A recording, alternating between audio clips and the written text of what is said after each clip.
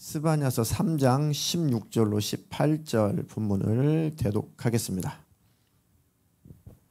그날이 오면 사람들이 예루살렘에게 말할 것이다. 시온아, 두려워하지 말아라. 힘없이 팔을 늘어뜨리고 있지 말아라. 주 너의 하나님이 너와 함께 계신다. 구원을 베푸실 전능하신 하나님이시다. 너를 보고서 기뻐하고 반기시고 너를 사랑으로 새롭게 해주시고 너를 보고서 노래하며 기뻐하실 것이다. 축제 때에 즐거워하듯 하실 것이다. 내가 너에게서 두려움과 슬픔을 없애고 내가 다시는 모욕을 받지 않게 하겠다.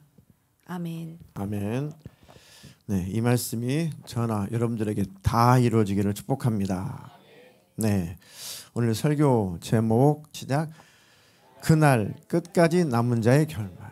네, 그날 끝까지 남은 자의 결말. 네, 그날은 무엇을 의미하겠습니까? 네, 주님 오시는 날, 스바냐서에 기록된 그날은 똑같이 하나님의 큰 날, 심판의 날, 진노의 날, 그런 뜻입니다.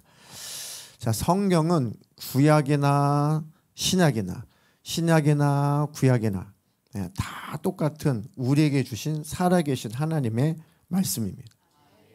지금 우리에게 주신 말씀입니다. 창세기도 우리에게 주신 말씀입니다. 계시록도 지금 나에게 우리에게 주신 말씀. 근데 구약은 주로 물론 전도서나 잠언 시편도 있지만은 이 스토리가 많이 흘러가죠. 이런 사건의 기록이 주로 많이 있습니다. 이런 구약에 이런 기록되는 사건들, 그러니까 기록된 그런 사건들을 가만히 살펴보면 지금 현재 마지막 때를 살고 있는 우리 신약 백성인 우리 오늘날 우리에게 큰 교훈과 엄청난 깨달음을 많이 주십니다. 그 사건을 통해서 하나님이 무엇을 말씀하시려고 하시는지, 그러니까 그 사건의 기록을 통해서 우리에게 무엇을 말씀하시려고 하시는지 아주 하나님의 마음이 우리 안에 막 전달이 됩니다. 그래서 요즘 스바냐서를 우리가 공부하고 묵상하면서 전 성도들이 함께 이 은혜를 좀 나눴으면 좋겠다, 함께 누렸으면 좋겠다 싶어가지고 이 본문을 선택했습니다. 이제 스바냐 수요일 날도 잠깐 언급을 했는데요. 잠깐 이제 짧은 시간이라서 조금 더 보충 설명하면 이 스바냐서, 스바냐 이 선지자가 활동할 그 당시는 이제 그 역사적인 그런 배경, 역사적인 그런 사건들을 보면은 그때 당시는 북쪽 이스라엘은 이미 멸망했어요. 북쪽 이스라엘은 이제 BC 721년이나 722년에 이미 아수르 제국에게 이미 멸망한 상태입니다. 이미 북쪽 이스라엘은 완전히 멸절된 상태예요. 그 이후에 이제 남쪽 유다, 남왕국이죠. 남왕국도 위태할 그 시기입니다. 멸망할 수밖에 없는 아주 타락의 극에 달한 그런 상황인데 하나님은 그때마다 꼭 누구를 보내세요? 선지자들을 보내시죠. 예언자들을, 이 선견자들을 하나님이 꼭 보내십니다. 이 스바냐서에 기록된 그 사건이 구약이다, 그때 사건이다, 거기에만 머물러 있지 마시고 지금 말세로 살고 있는 말세를 살고 있는 우리에게 하나님이 지금 이 시간에 어떤 경고의 말씀을 하시는지 또는 어떤 소망의 말씀을 하시는지 이 두 가지를 잘 가져가십시오. 하나님의 경고의 말씀이 들리면 소망의 말씀도 들리는 겁니다. 경고의 말씀이 안 들리면 소망의 말씀은 또 안 들려요. 먼저 경고의 말씀이 들리고 회개가 일어나면 소망이 오는 겁니다. 회개하면 소망이 있는 거예요. 말씀이 들리면 소망이 있는 겁니다. 말씀이 안 들리거나 말씀을 거절하면 소망이 없는 것입니다. 그 음성이, 소망의 음성이 함께 들리기를 주님의 이름으로 축복합니다. 네.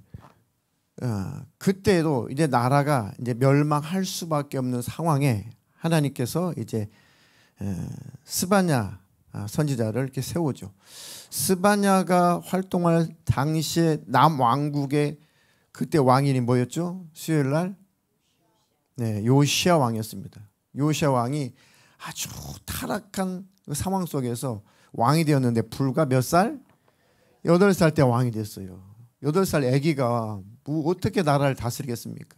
그래서 보니까 이 어머니가 이제 믿음의 사람이고 이제 신앙의 사람인데 그 어머니가 어머니의 신앙심으로 도움을 줬다고 해도 일단 정치를 해야 되잖아요. 나라를 다스려야 되잖아요.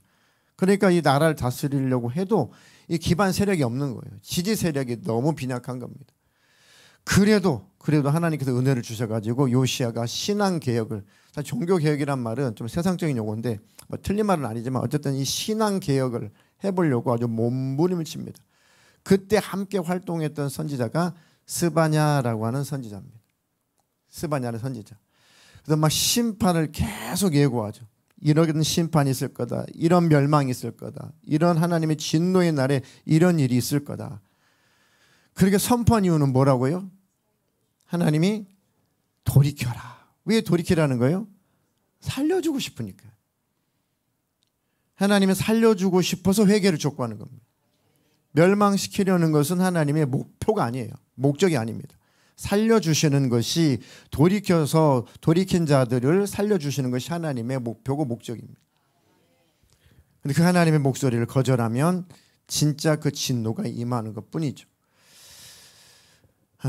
이 스바냐서 가만히 살펴보니까 참 어찌 지금 이 시대와 이렇게 또 똑같은 상황일까?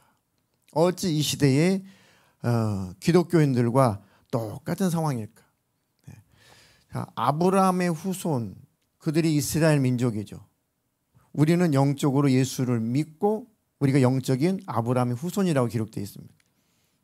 아브라함의 후손, 이스라엘 백성, 하나님을 믿는 자들, 하나님을 따르는 자들, 하나님의 백성, 지금 우리가 예수 믿고 하나님의 백성, 하나님의 자녀, 영적으로는 우리가 곧 이스라엘 아브라함의 후손이란 말이에요. 로마서나 히브리서에 나와 있는 말씀처럼. 그렇죠? 그러니까 그때의 말씀이나 지금의 말씀이나 그때 상황이나 지금 상황이나 똑같이 내게 적용하면 큰 은혜가 될 겁니다. 아무리 멸망한다, 아무리 심판이 있다, 아무리 이렇게 하나님의 진노가 내린다 해도 멸절당하고 멸망한 당하는 자가 있지만 하나님을 끝까지 따르고 하나님 말씀에 순종하고 겸손히 그 하나님 앞에 모이는 자들은 하나님이, 그 남은 자들은 하나님이 살려주시더라는 겁니다. 그때도 그랬고 마지막 때인 지금도 그렇다. 성경에 보면은 쭉 흐르는 어떤 사상 중에 하나가 이 남은 자 사상이라고 합니다. 남은 자 사상. 아무리 하나님이 심판했어도 남은 자가 있습니다. 약 50억에서 80억 명이 노아 홍수 때 다 심판받고 다 죽었어요. 그래도 남은 자가 있다는 겁니다. 이스라엘 백성들이 북쪽 이스라엘이 망하고 남쪽 이스라엘이 망해도 그래도 남은 자들이 있다는 겁니다. 하나님 일부러 남겼다기보다는 하나님을 따르는 자들, 하나님의 말씀에 순복한 자들, 겸손한 자들, 우상을 버리고 하나님께 회개해서 돌아온 자들이 있다는 겁니다. 그들이 남은 자들, 회개하는 자들, 하나님께 돌아오는 자들, 그들이 남은 자들, 그들이 구원을 받고 그들이 천국을 가고 그들이 축복을 받더라는 겁니다. 지금도 남은 자들은 천국 가는 거고 주님 오실 때 남은 자들, 끝까지 남은 자들이 바로 주님 오실 때 그 나라에 들어갈 겁니다. 저나 여러분들은 다 남은 자로, 끝까지 남은 자로 하나님께 발견되기를 주님의 이름으로 축복합니다. 엘리야가 활동했을 시대에도 엘리야가 활동했을 때 아주 또 엄청나게 악한 왕이 있었죠. 저 북쪽에 아합 왕입니다. 아직 망하기 전에, 북쪽 이스라엘 망하기 전에 아합 왕이 북쪽 이스라엘에서 가장 사악한 왕이죠. 악한 왕이었습니다. 그때 활동해서 선지자가 엘리야 선지자죠.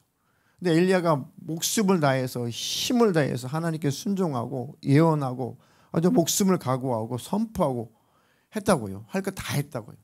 그래도 백성들이 돌이킬 것 같은데 안 돌이켜요. 그리고 하나님의 말씀을 선포했다는 이유로 양심이 찔리니까 엘리야를 막 잡아 죽이려고 합니다.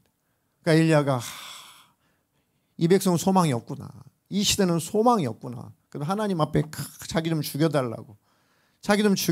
더 이상 어떻게 할 수가 없다고 거의 완전 자포자기를 하죠. 하나님 안 됩니다. 하나님 더 이상 안 됩니다. 그러니 하나님 저를 그냥 죽여주십시오. 더 이상 살고 싶지 않습니다. 완전히 이렇게 포기가 오죠. 하나님께서 저 호렙산은 하나님의 산, 신의 산으로 하나님께서 불러 올리시죠. 그 산에서 하나님께서 말씀하십니다. 그래, 너는 포기하고 싶고 네가 볼 때는 소망이 없고 다 끝난 것처럼 보이지만 내가 바알에게 무릎을 꿇지 않는 7,000명을 봤다. 그래도 그때도 바알에게 무릎을 꿇지 않는 하나님을 섬기는 그 백성들이 있었다는 겁니다. 그들이 남은 자들입니다. 바알에게 무릎을 꿇지, 그때는 바알에게 무릎을 꿇지 않으면 다 죽을 때죠. 그죠? 왕비 자체가 바알 아세라를 섬겼으니까. 그래도 바알에게 무릎을 꿇지 않은 자 7천이 남아있다. 그들을 통해서 또 너의 다음의 선지자를 통해서 내가 쓰는 종들을 통해서 내가 일할 것이다. 그러니까 구원은 하나님의 열심으로 이루어지는 겁니다. 역사는 하나님이 주관하시는 겁니다. 우리는 우리 할 일만 하면 되는 것이고 우리는 주님을 따라가면 되는 것입니다. 세상이 어떻고 뭐 세계 기독교가 어떻고 한국 기독교가 어떻고 뭐 그리스도인들이 어떻고 목회자가 어떻고 다 필요 없고 우리는 끝까지 하나님을 쫓아가는 자, 그 진리를 순종해서 쫓아가는 자, 그 남은 자의 반열에 꼭 들어서기를 주님의 이름으로 축복합니다. 네. 신약에도 마태복음 10장이나 마태복음 24장 13절에도 끝까지 견디는 자는 구원을 얻으리라. 네, 끝까지. 마태복음 10장 20절도 24장 13절도 똑같이 마지막 때 끝까지 견디는 자, 끝까지 믿음을 지키는 자, 끝까지 주님 안에 거하는 자, 그 남은 자들, 끝까지 남은 자들은 구원을 얻으리라. 그게 바로 남은 자의 사상입니다. 지금 우리는 주님 앞에 모여있는 우리가 남은 자란 말입니다. 근데 문제는 남은 자인 우리가 먼저 정신을 차려야 된다. 남은 자인 우리도 자동으로 주님 만나는 것이 아니고 남은 자라고 하는 우리도 자동으로 천국 가는 것이 아니고 끝까지 주님 안에 있어야 된다. 끝까지 주님을 따라야 된다. 네. 자, 이 스바냐 선지자가 활동할 그런 당시에 1장 4절, 스바냐 1장 4절로 6절 보면 얼마나 남쪽 유다가 어떻게 타락했는지 하나님이 심판할 수밖에 없었던 그 이유를 기록하고 있습니다. 스바냐 1장 4절로 6절 대독해 주시겠습니다. 내가 손을 들어서 유다와 예루살렘의 모든 주민을 치겠다. 이곳에 남아있는 바알 신상을 없애고 이방 제사장을 부르는 그마림이란 이름도 뿌리 뽑겠다. 지붕에서 하늘의 무뼈를 섬기는 자들, 주에게 맹세하고 주를 섬기면서도 밀곰을 두고 맹세하는 자들, 주를 등지고 돌아선 자들, 주를 찾지도 않고 아무것도 엿듣지 않는 자들을 내가 없애버리겠다.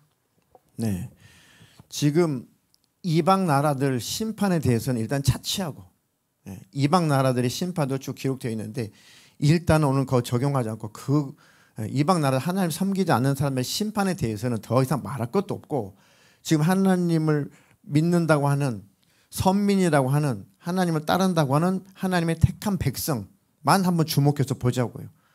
우리가 영적 이스라엘이니까요. 이해가 되시나요? 자, 내가 손을 들어서 유다와 예루살렘의 모든 주민을 치겠다. 지금 심판의 날이죠. 이곳에 남아있는 바알 신상을 없애겠다. 그렇게 바알 신을 섬기고 아세라 신을 섬기고 수많은 그런 우상 숭배를 하는 그들을 내가 싹 다 쓸어버리겠다. 그 신주 단지를 내가 다 제거하겠다. 자, 바알 신은 아주 역사가 오래되어 있습니다. 왜 오래되냐면은 바알 신이 인기가 제일 좋았어요. 네. 구약에 보면 바알 신이 굉장히 인기가 좋습니다. 바알 신앙이 지금도 굉장히 인기가 좋아요.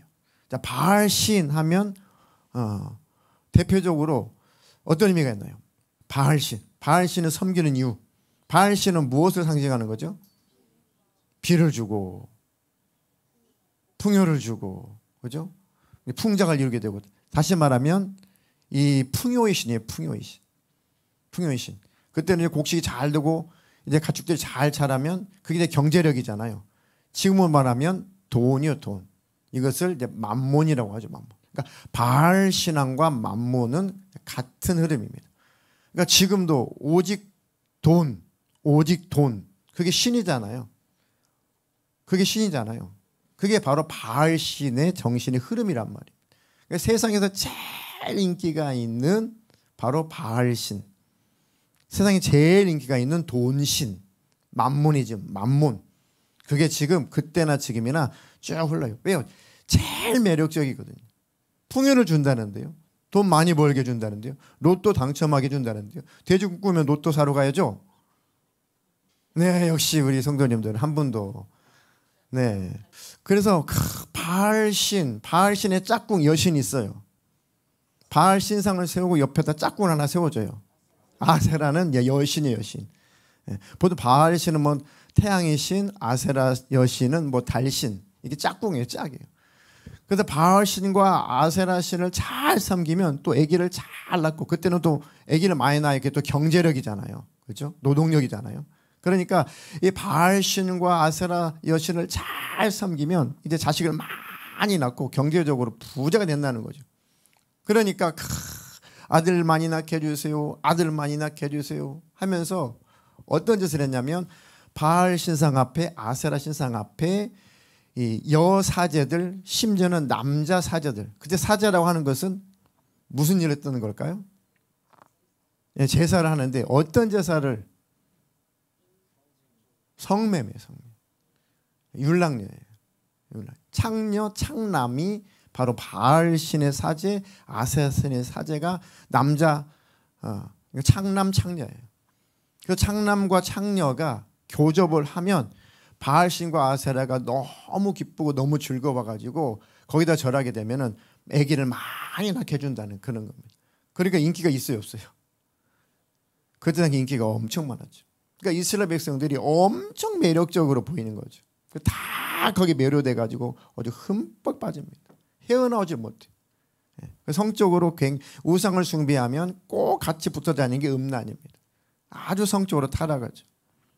성적으로 타락하고 우상 숭배를 하는 사람들의 지도자는 신기하게 인격이 다 깨져버려요. 꼭 백성들을 아주 못살게 굴고 아주 압제를 하고 자꾸 갈취하고 그렇습니다. 신기합니다. 신기해. 그게 다 세트로 따라다닙니다. 자, 4절에 이방 제사장을 부르는 그마림이란 이름도 뿌리 뽑겠다. 이 그마림이라는 것은 바알 신을 섬기는 아까 그 사제들, 특히 검은 옷을 입고, 우리 영화에 보면 검은 옷을 입고 그 자기 신에게 막 제사하는 그런 영화들 있죠. 그거 연상하시면 돼요.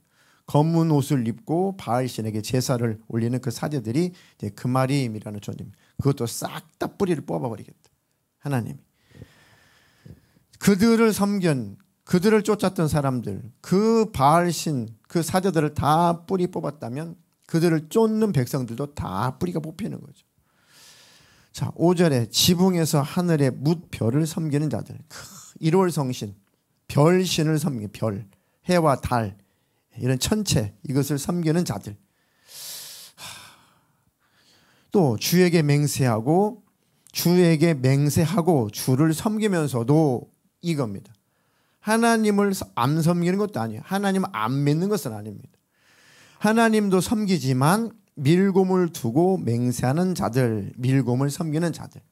자, 밀곰, 몰렉, 어찌 보면 우상 숭배 중에서 아주 가장 지독하고 또 하나님이 또 가장 싫어하는 가장 저주의 대상 중에 하나가 이 말곰신, 이 몰렉신을 섬기는 사람입니다. 어떻게 제사를 하죠? 인신제사를 하죠. 누구 자식을? 자기 자식을. 아니 미친 거 아니에요 이거? 어떻게 자기 잘 되겠다고, 자기 가문 잘 되겠다고, 자기 잘 먹고 잘 살겠다고 자기 친자식을 불태워 죽이냐고요. 우상 앞에서. 그건 정신이 도는 거죠. 미친 거죠 이것은. 미친 거죠 진짜. 아유 이게 막 거칠게 나오네. 아니 어떻게 자기 자식을, 근데 자기 자식을 산채로 불태워서 죽여서 신에게 정성을 드립니다. 그게 바로 하나님을 섬기면서도 밀곰, 몰렉을 섬기는 자들, 그들에게 맹세하는 자들. 이렇게 내 자식을 불태워 죽입니다. 이렇게 밀곰님, 몰렉님을 순종하고 숭배하겠습니다. 나 좀 잘 되게 해주십시오. 이 전쟁에서 승리하게 해주십시오. 우리나라 부강하게 해주십시오. 악한 자들이죠. 6절 주를 등지고 돌아선 자들. 이건 배반이죠. 배신이죠. 최초 인류의 죄가 하나님을 등진 겁니다. 하나님을 돌아선 겁니다. 주를 찾지도 않고 아무것도 엿줍지도 않는 자들을 내가 그러면 없애버리겠다. 우리 하나님을 섬기고 예수를 믿노라 하면서 이런 죄악에 빠지지 않도록 우리도 조심해야 됩니다. 이 말씀을 하나님의 사랑의 음성으로 들으면 굉장히 흐뭇하고 굉장히 은혜가 되고 감사합니다. 야, 하나님이 나 안 버리시려고, 하나님이 나 심판받게 아니하시려고, 하나님이 진노의 날 나를 숨겨주시려고 오늘 하나님 내게 말씀하시는구나. 아멘이신가요? 말씀을 그렇게 들으십시오. 겉박으로 듣지 말고 하나님의 사랑의 목소리로 들으시면 큰 은혜가 될 겁니다. 아멘이시죠? 네. 자, 또 스바냐 3장으로 3장 2절 한 절 다 같이 한번 읽어볼까요? 3장 2절 시작. 주님께 순종하지도 않고 주님의 충고도 듣지 않고 주님을 의지하지도 않고 하나님께 가까이 가지도 않는구나. 그렇게 기다리고 그렇게 하나님의 선지자를 보내고 하나님 때때로 징계도 하고 하나님께서 그렇게 말씀하시고 해도 기회를 줘도 주님께 순종하지도 않고 충고도 듣지 않고 아예 주님을 의지하지도 않고 하나님께 가까이도 가지 않고 심령이 완전히 메말라버린, 그죠? 이건 지금 이방 사람들에게 하나님이 경고하시는 것이 아니라 하나님을 믿는다라고 하는 하나님의 백성들에게 경고하는 겁니다. 우리도 이 지경에 빠지지 않도록 늘 조심하라는 얘기입니다. 왜요? 하나님께서 우리를 숨겨주고 싶으니까 심판의 날에, 하나님의 큰 날의 진노의 날에 우리는 남은 자로 하나님 남겨두고 싶으니까 하나님 우리에게 말씀하시는 겁니다. 이렇게 하나님이 애절하게 나에게 말씀하시는 것은 나를 지켜주려고 하시는구나. 네. 하나님의 사랑을 등진 사람들, 하나님을 떠나버리는 사람들, 하나님 마음으로 떠난 사람들, 하나님을 등진 사람들의 그런 결말. 하나님을 사랑하시는 오늘 주님의 성도들, 그리고 사랑하는 우리 학생들, 사랑하는 우리 청년들 잘 들으시기 바라겠습니다. 잘 들어보세요. 잘 들으면 하나님의 사랑의 목소리가 마음속에 잘 새겨질 겁니다. 자, 스바냐 1장으로 갑니다. 전체적인 걸 제가 통합해서 전하는 거니까 몇 장 몇 절은 좀 뒤로 하시고 내용에 한번 집중해 보세요. 스바냐 1장 13절로 18절 한번 차근차근 읽어보겠습니다. 그들은 재산을 빼앗기고 집도 헐릴 것이다. 그들은 집을 지으나 거기에서 살지 못할 것이며 포도원을 가꾸나 포도주를 마시지 못할 것이다. 주님께서 심판하실 그 무서운 날이 다가온다. 득달같이 다가온다. 들어라. 주님의 날에 부르짖는 저 비탄의 소리, 용사가 기운을 잃고 부르짖는 저 절규. 그날은 주님께서 분노하시는 날이다. 환난과 고통을 겪는 날, 무너지고 부서지는 날, 캄캄하고 어두운 날, 먹구름과 어둠이 뒤덮이는 날이다. 나팔이 울리는 날, 전쟁의 함성이 터지는 날, 견고한 성읍이 무너지는 날, 높이 솟은 망대가 무너지는 날이다. 내가 사람들을 괴롭힐 것이니 그들은 눈먼 사람처럼 더듬거릴 것이다. 이것은 그들이 나 주에게 죄를 지은 탓이다. 그들의 피가 물처럼 흐르고 시체가 오물처럼 널릴 것이다. 사람들이 가지고 있는 은과 금이 그들을 건질 수 없다. 주님께서 분노하시는 날, 주님의 불같은 질투가 온 땅을 활활 태울 것이다. 땅에 사는 모든 사람을 눈 깜짝할 사이에 없애실 것이다. 아멘. 18절에 사람들이 가지고 있는 은과 금이 그들을 건질 수 없다. 은과 금을 섬기는 게 무슨 신앙이라고요? 바알 신앙이라고. 바알 신앙. 만모니즘이라고. 자, 13절에 그들은 재산을 빼앗기고 집도 헐릴 것이다. 그들은 집을 지으나 거기에서 살지 못할 것이며 포도원을 가꾸나 포도주를 마시지 못할 것이다. 실제 역사적으로 이 경고를 듣지 않아서 얼마 후에 스바냐 선지자가 외치고 나서 얼마 후에 남왕국이 완전히 망해버리죠. 불과 50년 안 돼서 불과 50년 안 돼서 이 경고의 소리를 듣지 않고 회개하지 않아서 진짜 역사적으로 저 바벨론에게 BC 586년, 587년경에 완전히 나라가 망해버립니다. 그러니까 그렇게 되지 말라고, 그게 현실이 되지 말라고 50년 전에 미리 말씀하셨죠. 50년이면 충분히 돌이킬 수 있잖아요. 한 두세 대가 지나가잖아요. 그러니까 50년이면. 그러니까 미리미리 하나님 말씀하십니다. 임박해서도 말씀하시지만 하나님은 사실 미리 말씀하십니다. 지금도 하나님께서 내가 곧 내려간다. 내가 곧 재림한다. 내가 곧 너에게 간다. 지금도 똑같은 음성입니다. 지금도 주님의 똑같은 음성으로 이렇게 오버랩해서 들으십시오. 그때 남왕국이 멸망한다, 멸망한다, 멸망한다 하는 거나 주님이 오신다, 오신다 하는 말씀이나 똑같은 의미라는 겁니다. 네. 자, 14절에 주님께서 심판하실 그 무서운 날이 다가온다. 똑같죠, 지금도. 똑같습니다. 득달같이 다가온다. 지금 급하죠. 다급합니다. 들어라, 주님의 날에 부르짖는 저 비탄의 소리, 용사가 기운을 잃고 부르짖는 저 절규. 실제 역사적으로 그때 완전히 왕은 눈이 뽑혀가지고 포로로 끌려가고 보는 앞에서 자식이 막 죽어가고 자식이 죽어가고 그런 일들이 그때 당시에 막 비참한 일들이 있었죠. 역사적으로 끝까지 하나님께 돌이키지 않아서 그런 일들이 역사적으로 있었고, 그래서 하나님께서 그러지 말라고 말씀하고 계시는 겁니다. 자, 15절에 그 날은 주님께서 분노하시는 날이다. 환난과 고통을 겪는 날, 무너지고 부서지는 날, 캄캄하고 어두운 날, 먹구름과 어둠이 뒤덮이는 날이다. 절망적이죠. 심각하죠. 그 날에, 그 큰 하나님의 진노의 날에 우리는 꼭 하나님이 숨겨주시는 자, 하나님이 남겨주시는 자, 하나님이 꼭 우리를 지키시는 자, 그 대상이 되어라라는 그 말씀인 겁니다. 오늘 말씀이, 자, 나팔이 울리는 날. 나팔은 왜 울려요? 전쟁의 선포, 전쟁의 날입니다. 지금 보니까 계시록에 있는 말씀, 마태복음 24장에 있는 말씀, 누가복음 21장에 있는 말씀이 다 지금 속합니다. 똑같아요. 구약이나 신약이나 똑같은 상황입니다. 나팔이 울리는 날, 전쟁의 함성이 터지는 날, 견고한 성읍이 무너지는 날, 예루살렘이 완전히 무너지죠. 높이 솟는 망대가 무너지는 날. 높이 망대 세우면 뭐합니까? 그거 다 무너진다는 거예요. 망을 보면 뭐예요? 보초서 뭡니까? 다 적군에게 다 넘어간다는 겁니다. 내가 사람들을 괴롭힐 것이니 그들은 눈먼 사람처럼 더듬거릴 것이다. 갈 길을 알지 못하고 헤맨다는 겁니다. 이것은 그들이 나 주에게 죄를 지은 탓이다. 그들의 피가 물처럼 흐르고 시체가 오물처럼 널릴 것이다. 시체가 오물처럼 널린. 사람들이 가지고 있는 은과 금이 그들을 건질 수 없다.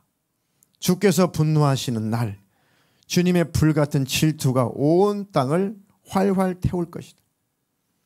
땅에 사는 모든 사람을 눈 깜짝할 사이에 없애실 것이다. 마치 계시록을 보는 것 같죠. 똑같습니다. 구약이나 지금이나. 그 사건이 계속 반복되는 것뿐이에요.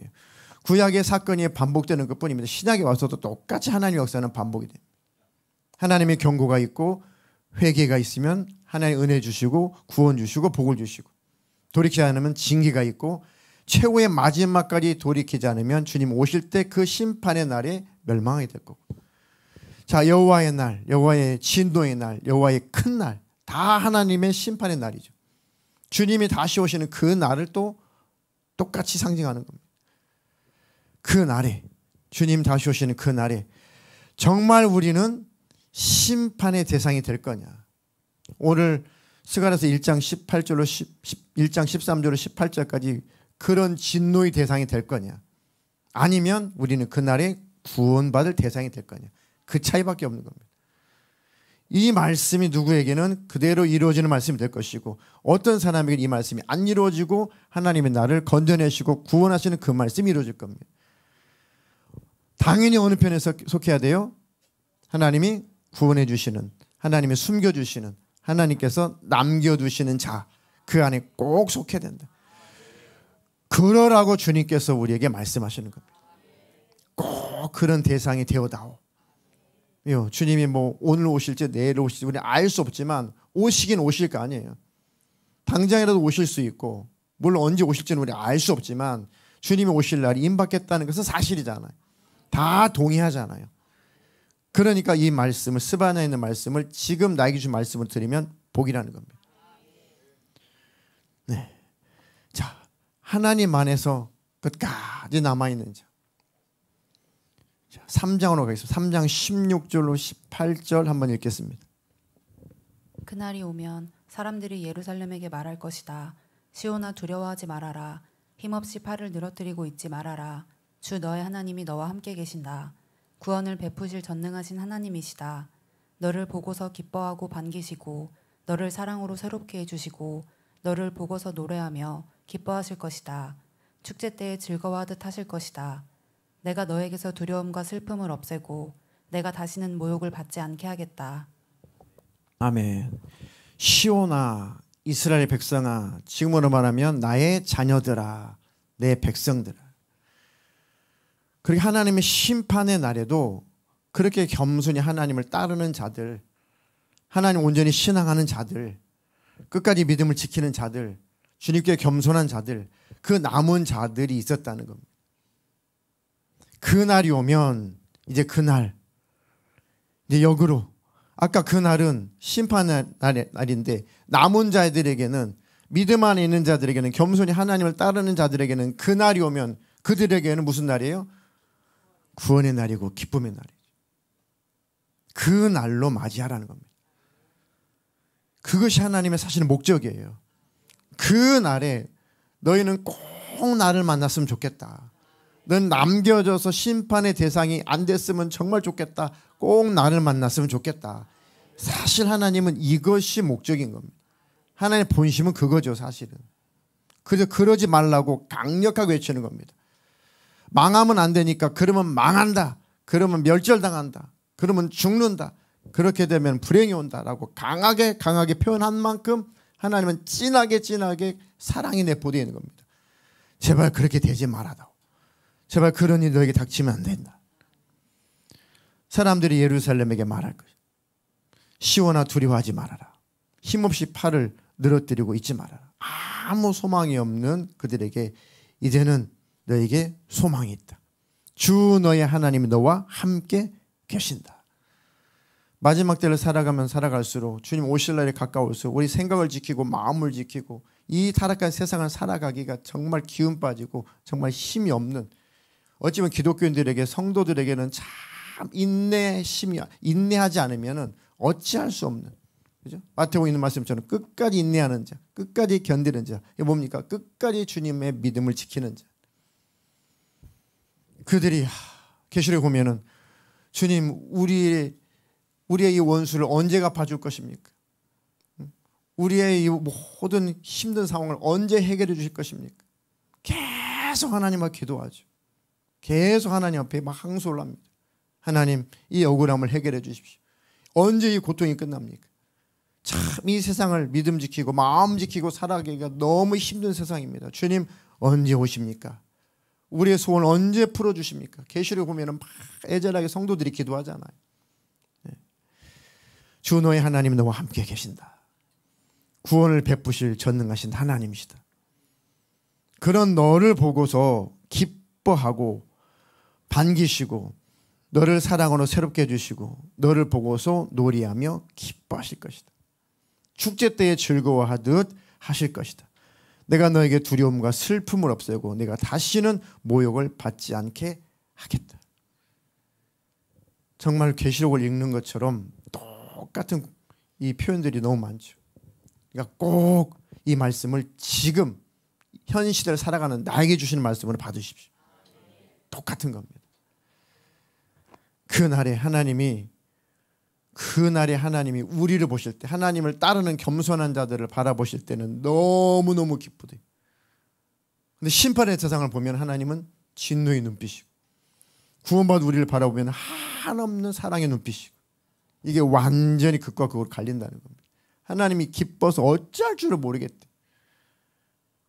믿음을 지키는 자들 보고 겸손한 자들을 바라보고 말씀에 순종한 자들을 바라보고 회개하는 자들을 바라볼 때 하나님께서 보십시오. 기뻐하며 노래하며 기뻐할 것이다. 이건 춤추며 노래한다는 뜻입니다. 하나님이 실제 인격을 갖고 계시기 때문에 하나님이 노래하시고요. 하나님께서 춤추시고 하나님이 기뻐하신다니까요. 그대로예요, 그대로.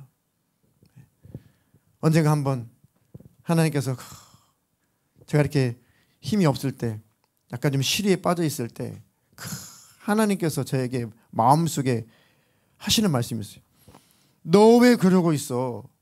너 왜 나를 즐거워하지 않아? 너 왜 내 앞에서 노래 부르지 않아? 너 내 앞에서 왜 춤추지 않아? 저는 깜짝 놀랐거든요. 네가 나 하나면 족하다며. 뭐가 힘들고 뭐가 안 되고 뭐가 어떻고 뭐 목회가 어떻고 뭐 어떻고. 아니 거기에 집중하지 말고 너와 함께하고 있는 나를 한번 집중해봐. 나를 한번 생각해봐. 너를 건져낸, 너를 구원한, 너와 함께하고 있는, 너를 바라보고 있는 나를 한번 좀 주목해봐. 그런 나로 말미암아 너는 기쁘지 않냐? 너는 나로 말미암아 기쁘지 않니? 너는 나 때문에 즐겁지 않니? 너는 왜 내 앞에 춤추지 않니? 하나님 막 속상해 하시더라고요. 하나님 막 속상해 하시. 나는 너로 기쁘고 난 너로 만족하고 난 너 때문에 즐겁고 너 때문에 춤추고 너 때문에 노래하고 난 네가 너무 좋은데 너는 나로 만족이 안 돼? 뭐 좀 사역이 안 되고 무슨 문제가 있고 무슨 일이 있고 그렇다고 내 앞에서 그렇게 처져 있냐? 마음속에 그런 말씀 주시는데 굉장히 제가 깜짝 놀라면서 그렇구나. 내가 하나님을 신앙하는 신앙이 올바르지 못했구나. 어떤 상황 속에서도 하나님으로 기뻐하고 하나님으로 즐거워하고 하나님 때문에 범사에 감사할 수 있고 항상 즐거워할 수 있고 그것이 올바른 신앙인데 하나님 뭐 제 일 때문에 제가 뭐 신경 쓰고 제 일 때문에 고민하고 제 일 때문에 제가 긴장하고 제 일 때문에 불안해하나요? 다 하나님 일 때문이잖아요. 생각해 보니까 그것 또한 하나님 앞에 올바르지 않다. 하나님이면 하나님이 하시는 거지. 저는 최선을 다하는 것이고 하나님은 하나님이 하시는 거지. 너는 단지 나에게 쓰임받는 것뿐이고 너는 단지 나를 즐거워해. 너는 단지 나를 기뻐해. 너는 단지 내 앞에 춤을 춰. 그게 너와 나의 관계야. 이거 깨트리지 마. 이거 깨지지 마. 그게 하나님이 원하시는 거더라고요. 그게 정말 하나님 우리가 원하시는 겁니다. 내 마귀라는 가만두지 않죠. 하나님 이런 일이 생겼어요. 하나님 내 자녀들에게 이런 문제가 생겼고요. 하나님 몸이 이렇게 안 좋고요. 하나님 경제도 이렇게 힘들고요. 뭐가 어땠고요. 그렇죠. 그럴 수 있습니다. 사람이니까. 그러다가도 하나님을 바라보면 바로 힘이 나고 하나님 바라보면 평안이 임하고 하나님 바라보면 기뻐하고 즐거워하고 하나님 바라보면 감사가 나오고 하나님 바라보면 소망이 생기고 그래 그래도 하나님과 함께 계시지. 하나님이 의로운 손으로 능력의 손 나를 붙들고 계시지. 나 하나님과 함께 동행하며 하나님과 함께 삶을 살아가는 거지. 그러면 이 또한 지나갈 거지. 난 하나님 앞에서 즐거워하는 자가 되자. 하나님도 우리 때문에 즐거워하시니까. 그런 하나님 앞에 올바른 모습으로 사는 저와 여러분 되기를 주님의 이름으로 축복합니다. 그날은 두 가지 의미가 있습니다. 그날은 심판의 날이지만 또 하나님을 따르는 겸손한 자에게는 구원의 날이다. 구원의 날이다. 기가 막히죠. 기가 막히죠. 생각할수록 기가 막히잖아요. 하나님의 큰 날, 여호와의 큰 날, 그 진노의 날, 큰 심판의 날, 지금으로 말하면 주님의 심판의 날, 주님의 다시 오시는 그 날, 그 날에 중간지대는 없다. 딱 갈라진다. 하나님의 주님의 심판을 받는 대상과 우리 주님이 오셔서 나의 어여쁜 신부야 이리로 오너라. 하나님이 예수님이 영접해 주시는 부류가 너 때문에 내가 너 만나고 싶어 내가 죽을 뻔했다. 이거 제가 의역하면 내가 너 정말 보고 싶었다. 정말 이 날을 내가 기다렸다. 내 사랑하는 신부 내 어여쁜 신부야 나와 영원히 함께 내 나라에서 영원히 행복하게 살자. 기뻐하시면서 어쩔 줄 모르는 그 대상이 있는가 하면은 하나님의 그 진노의 눈빛으로 하나님께 멸절시키는 그 눈빛으로 그 심판의 대상, 진노의 대상들이 있다는 겁니다. 그때 하나님의 나라에서 우리는 춤을 추고 남겨진 자들은 다 아까 비명, 아우성, 그 물같이 피가 흐르고 그 시체가 그 죽음이 거름더미처럼 찌꺼기처럼 그렇게 널려 있고 계시록에는 그 독수들이 와가지고 시체를 쪼아먹는다고 그랬죠. 그렇게 표현되어 있습니다. 그렇게 시체가 널려 있다는 겁니다. 그래서 그 대상이 되지 말고 하나님의 기쁨의 대상이 되라. 그 말씀의 요점이고 핵심인 겁니다. 자, 그러기 위해서 자, 스바냐서 또 2장으로 넘어갑니다. 그러려면 어떻게 해야 될까? 그 심판의 날에 진노의 날에 하나님이 기뻐하시면서 춤추며 노래하며 너무 좋아서 어쩔 줄을 모르는 그 남은 자, 그러면 남은 자가 내가 될 거냐? 진노의 대상이 내가 될 거냐?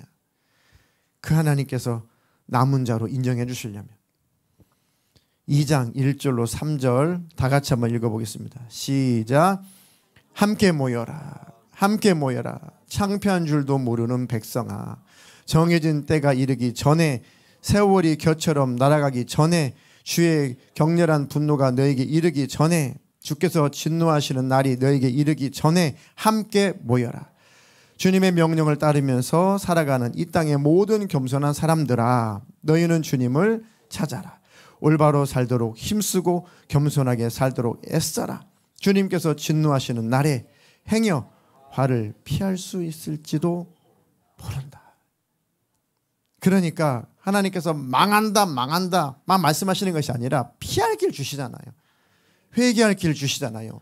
길을 다 열어놓고 멸망하지 않도록 그 길로 안내를 하시잖아요. 내 앞에 모여라. 내 앞에 모여라. 함께 모여라. 함께 모여라. 다 모이라는 뜻입니다. 하나님 앞에. 다 돌아오라는 얘기입니다. 창피한 줄도 모르는 백성아. 참, 이 말씀이 어찌 세번역인데요. 참 와닿아요. 죄를 죄로 여기지 않는 백성. 죄를 죄로 인정하지 않는 백성. 죄를 죄로 절대 인정하지 않고 죄가 죄인 줄도 모르는, 그렇죠? 수치인데 수치인지도 모르는, 그때도 그랬다는 거죠. 죄악 가운데 머물러 있으면 그렇게 타락된다. 심령이 굳어진다. 말세에 만난 지금도 똑같다. 믿지 않는 자에게 하시는 말씀이 아니라 하나님의 백성에게 하시는 말씀이니 곧 지금 나에게, 우리에게 하시는 말씀입니다. 내가 창피한 줄도 모르고 짓는 죄는 뭐가 있을까? 야, 이거 찾아봐야겠다. 이렇게 적용을 하십시오. 창피한 줄도 모르는 백성아, 나는 예수 믿고 예배드리고 나는 멀쩡한 줄 알았는데 한번 내가 하나님 앞에서 창피한 줄도 모르고 짓는 죄가 뭐가 있지? 이렇게 말씀을 받으면 은혜가 되는 거예요. 창피한 줄도 모르고 짓는 죄가 나는 뭐가 있을까? 날 향해서 하나님이, 너 창피한 것도 모르는구나. 너는 죄가 죄인 것도 모르구나. 넌 죄를 죄로 인정하지도 않는구나. 창피한 것도 모르는 백성아라고 하신다면 어찌할까? 이렇게 받아들이면, 이렇게 적용하면 우리 심령이 살아요. 2절에 정해진 때가 이르기 전에, 때가 아직 남았다. 아니 지금 나라가 멸망하기 전이다. 또는 아직 예수님이 오시기 전이다. 그런데 항상 기다리는 것은 아니다. 세월이 겨처럼 날아가 버린다. 겨 있죠? 겨. 가벼운 겨. 티끌. 세월이 겨처럼 날아가기 전에 그날은 쉽게 온다. 그날은 빨리 온다. 허송세월하지 마라. 오시겠지 뭐. 오시겠지. 아니, 그러다가는 진짜 오신다. 그런 얘기. 주님의 격렬한 분노가 너희에게 이르기 전에, 제발 격렬한 분노가 너에게 이르기 전에 얼마나 해가 타십니까 지금?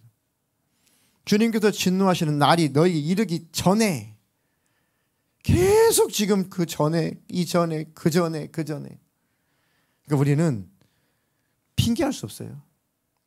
이해가 되십니까? 네.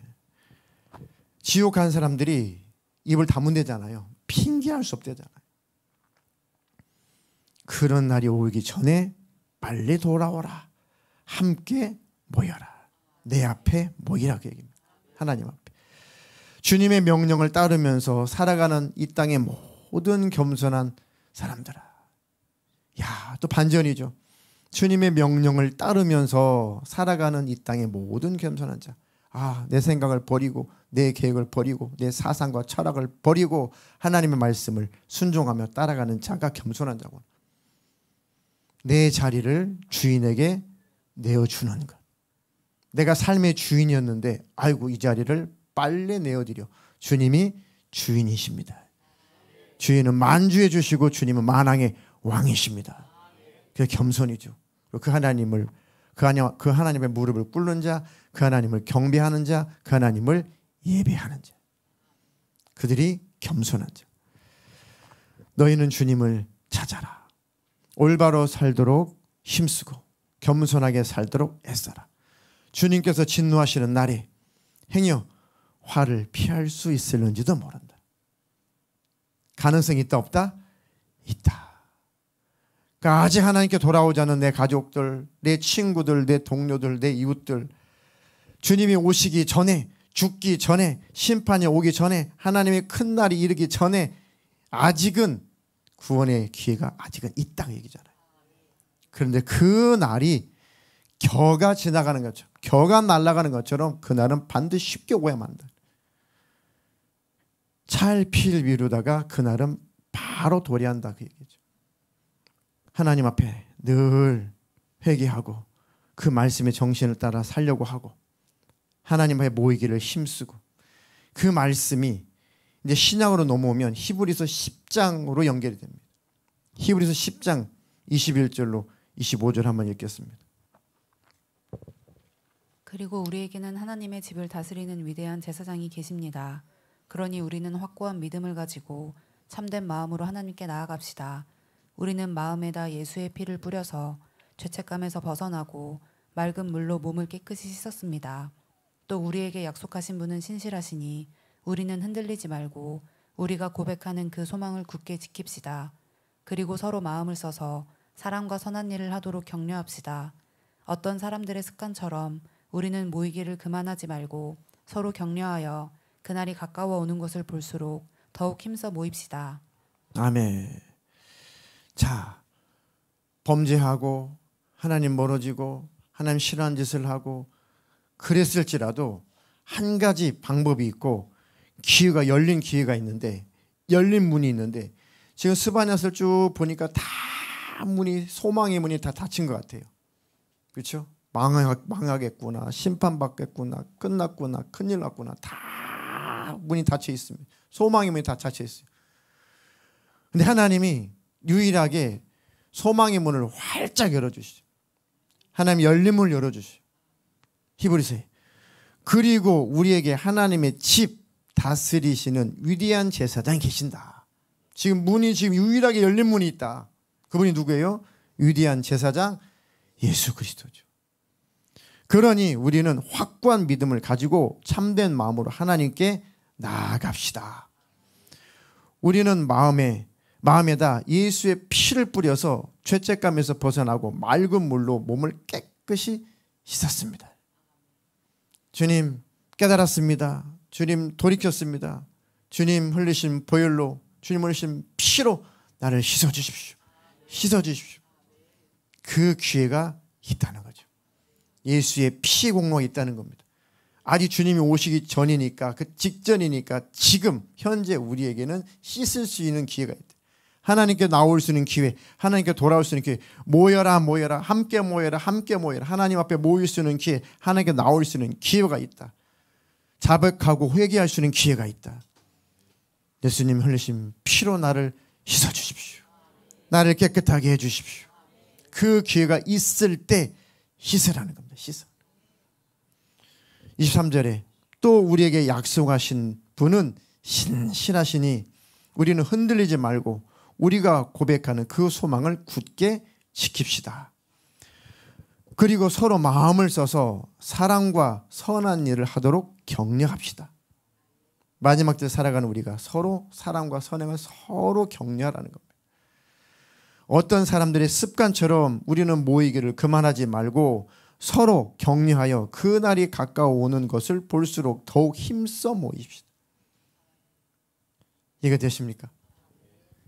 어떤 사람들의 습관과 같이 하지 말고, 개역개정은 그렇게 번역했죠. 어떤 사람들이 습관과 같이 하지 말고, 그죠? 모이지 않는 것이 습관이 되면 안 됩니다. 지금 얼마나 이 문명의 이기라고 하죠. 문명의 이기, 온라인. 마음만 먹으면 언제든지 말씀을 들을 수 있어요. 말씀을 언제든지 들을 수 있잖아요. 이렇게 채널이 열려 있는데도 관심이 있느냐 없느냐 이겁니다. 실시간 채널이 열려 있는데 관심이 있느냐 없느냐. 그 자세를 보는 겁니다. 하나님. 그 마음을 보시는 겁니다. 우리는 모이기를 그만하지 말고 서로 격려하여 그날이 가까워오는 것을 볼수록 더욱 힘써 모이십시오. 소망이 하나님이시라는 겁니다. 우리의 희노애락이 예수다 그겁니다. 그들이 최후의 끝까지 남은 자로 하나님은 인정을 하실 겁니다. 세상이 어떠하든지 흐름이 어떠하든지 나는 하나님 앞에서 남은 자로 발견돼야겠다. 그러면 하나님이 그렇게 싫어하는 우상은 뭘까? 그렇게 하나님이 싫어하는 우상은 뭘까? 나도 혹시 맘모니즘, 나도 혹시 바알을 섬기는 건 아닐까? 나도 혹시 돈을 섬기는 건 아닐까? 혹시 난 나 자신을 섬기는 건 아닐까? 나는 내 자식을 섬기는 건 아닐까? 나는 세상의 즐거움, 쾌락을 섬기는 건 아닐까? 하나님보다 더 좋아하는 것이 우상이잖아요. 저는 바알신 안 섬기고요. 아세라신 안 섬기고요. 저는 뭐 밀곰신 안 섬기고요. 저는 뭐 그런 신 안 섬기는데요. 아니, 그런 신을 섬기는 사람은 전혀 하나님과 상관이 없는 거고, 하나님을 섬긴다고 하는 우리, 예수를 믿는다는 우리, 성령 받고 따따따 방언하고 기도하는 우리, 예배 안 빠지는 우리 나에게 적용을 하라는 겁니다. 지금 나에게 적용하라는 겁니다. 혹시 내가 버리지 못한 우상이 있을까? 혹시 내가 우상인 줄도 모르고 섬기는 것이 있을까? 그것을 찾으라는 겁니다. 그거. 그 마음을 가지고 하나님께 기도하고 하나님께 정직하게, 하나님 나도 모르는 우상이 있나요? 가르쳐 주십시오. 깨닫게 해주십시오. 그들이 사는 겁니다. 그들이 깨닫는 것이고 그들이 하나님께서 건져내시는 겁니다. 그들이 남은 자인 겁니다. 하나님 말씀에 순종하는 자가 되게 해주십시오. 내가 제게 늘 실수하고 처음에 있었던 같이 부르던 곡처럼 우리는 연약합니다. 우리는 넘어집니다. 우리는 실수합니다. 그렇습니다. 시인합니다. 하나님 내게 늘 회개형을 주십시오. 내게 회개할 마음을 부어주십시오. 늘 고백하며 살게 해주시고 예수의 피 공로를 붙들며 살게 해주십시오. 그리고 주님 앞에 고람되어 늘 주님 앞에 모이는 자가 되게 해주시고 하나님께서 만드신 이런 예배를 통해서 하나님 앞에 참을 기쁨으로 자원하여 모이는 자가 되게 해주십시오. 아멘이십니까? 하나님 그런 환경을 다 열어주십시오. 그 환경을 뚫고 나갈 만한 내게 믿음을 부어주십시오. 그렇게 기도하면 하나님이 여신다니까요. 하나님은 살려고 하는 자는 살려주십니다. 반드시 하나님은 살려는 자에게 응답하시고 기회를 여시고 역사하십니다. 그 하나님을 신뢰하십시오.